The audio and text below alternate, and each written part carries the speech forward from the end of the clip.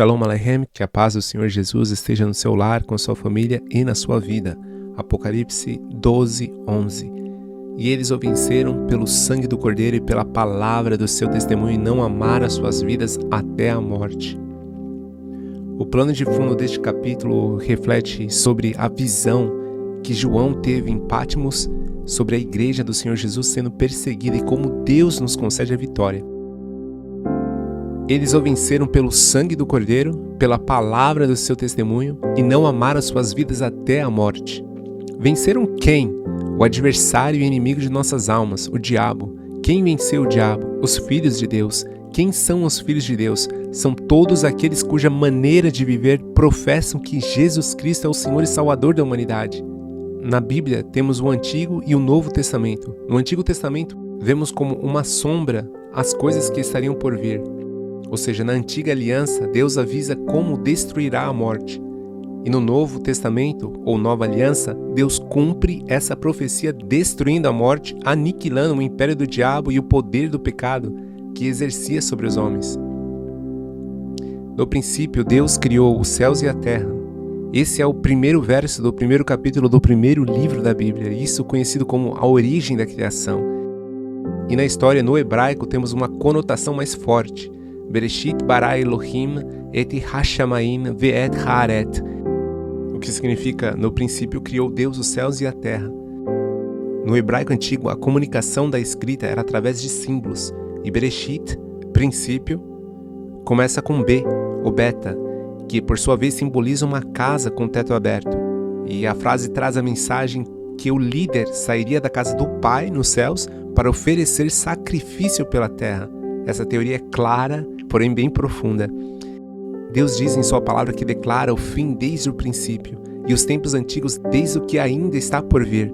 E no começo Deus também declarou que esmagaria a cabeça da serpente, aniquilando o que tinha o império da morte, isto é, o diabo. E esta profecia fora cumprida na cruz do Calvário. A serpente, ou antiga serpente, também conhecida como dragão, é o diabo e Satanás, que tem enganado raças, tribos e nações do mundo inteiro. A palavra fala que o diabo veio para matar, roubar e destruir. Ele é o tentador e acusador dos irmãos. Ele foi homicida desde o princípio e ele é o pai da mentira, o adversário de nossas almas. Porém, Jesus Cristo veio para dar vida e vida em abundância. Ele representa o Cordeiro de Deus que foi oferecido como expiação segundo a obra e o plano redentor de Deus Pai. Através do seu sangue temos a vitória junto com a palavra do seu testemunho. E esse testemunho é a nossa confissão de fé. Em Filemão, Paulo diz: para que a comunicação da tua fé seja eficaz no conhecimento de todo o bem que em vós há por Cristo Jesus. E a respeito do conhecimento desse bem que temos em Cristo Jesus, vamos nos aprofundar um pouco nesse assunto. Você precisa compreender essa mensagem, ok? Por que Jesus teve que morrer? Vamos lembrar que há muito tempo atrás Deus criou e entregou a lei para os descendentes de Abraão, o qual foram adotados como filhos do próprio Deus, seu próprio povo. No entanto, todos pecaram contra Deus, transgredindo seus mandamentos. A lei diz: não minta, não roube, não mate, não cobice, não dê falso testemunho, etc. E existe uma noção do pecado muito superficial, porque o pecado ele é sutil e escravizador, e também conduz as pessoas a amar e a buscar somente pelas coisas deste mundo. Ou seja, o pecado ele molda uma mentalidade escrava da luxúria e a viver em busca dos desejos e prazeres deste mundo. Tudo que há no mundo, como a concupiscência da carne, concupiscência dos olhos e a soberba da vida, segundo a palavra de Deus, não é do Pai, mas do próprio mundo. E aqueles que amam o mundo se tornam automaticamente inimigos de Deus, porque o mundo jaz no maligno. Portanto, a lei de Deus expõe o problema e traz a consciência da transgressão da lei, ou seja, do pecado. Em Hebreus 9:22 dirá que, segundo a lei, quase todas as coisas se purificam com sangue, e sem derramamento de sangue não há remissão de pecados. Deus fala que a vida da carne está no sangue, dado sobre o altar para fazer expiação pela alma, porquanto é o sangue que fará expiação pela alma.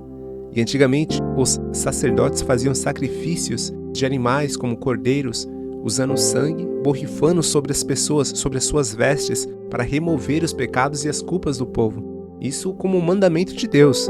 Agora, tempo depois, Quando João Batista viu Jesus, ele disse: "Eis aí o Cordeiro de Deus que tira o pecado do mundo." E na Epístola aos Coríntios, Paulo dirá que aquele que não conheceu o pecado se fez pecado por nós, para que nele fôssemos feitos justiça de Deus.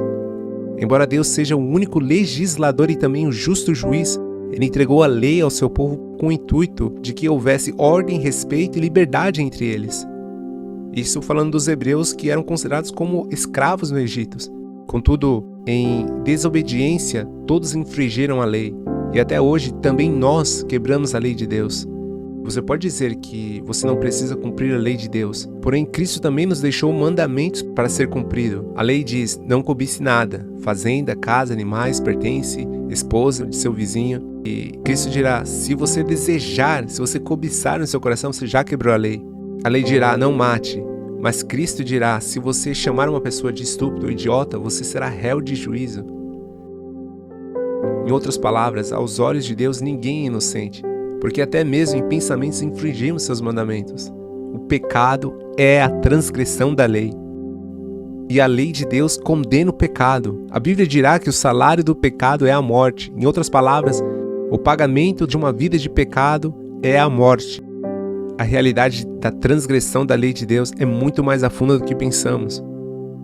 E o resultado de uma vida pecaminosa gera a morte espiritual e, como consequência, a condenação eterna da alma.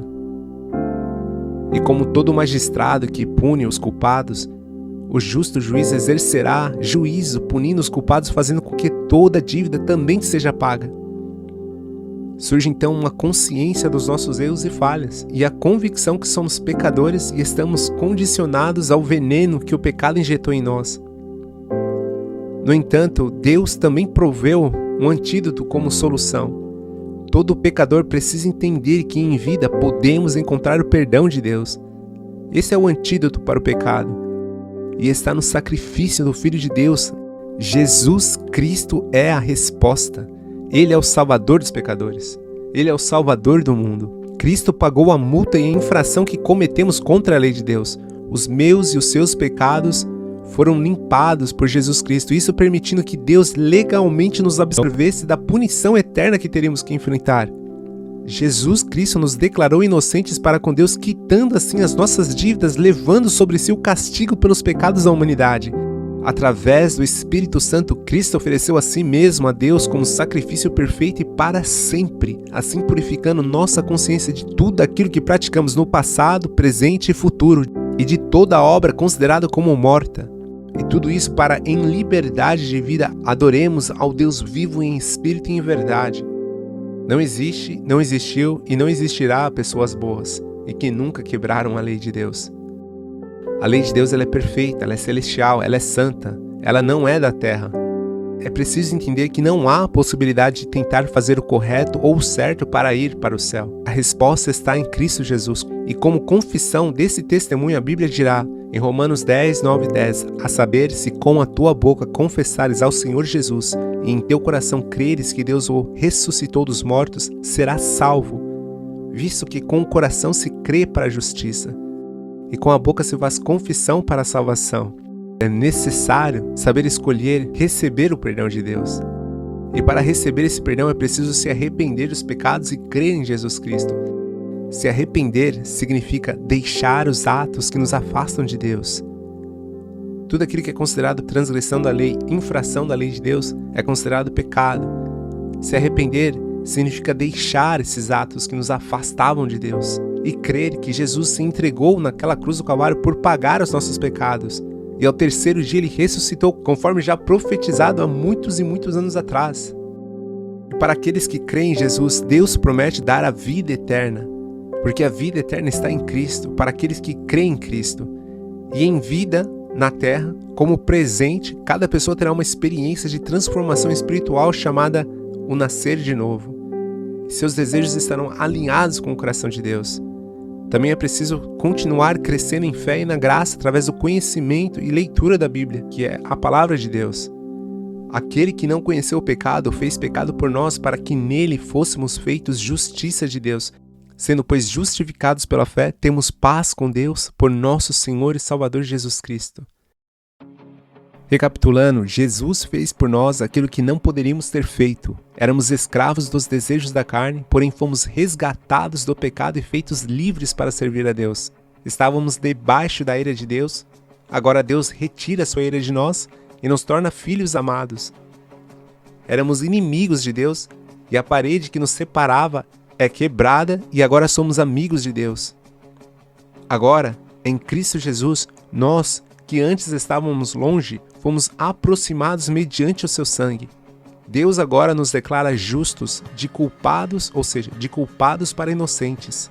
Estávamos mortos em nossos pecados e Deus insere vida dentro de nós, nos tornando vivos com Cristo. Éramos impuros e não tínhamos poder para viver uma vida santa.